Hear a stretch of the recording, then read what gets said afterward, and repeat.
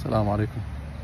الساعة 5:30 عصرا، توقيت الساحل الشرقي.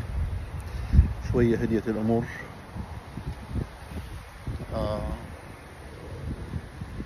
إن شاء الله يا ربي تستمر. راح يكون الجو متقلب جدا طبعا، لأنه أطراف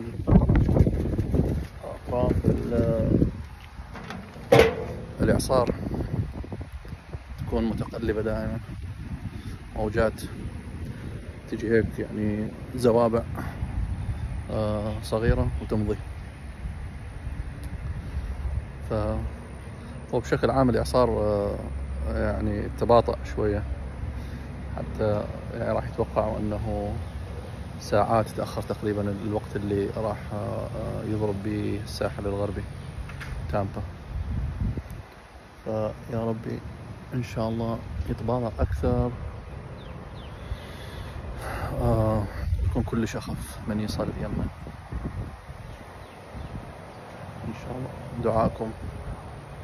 السلام عليكم.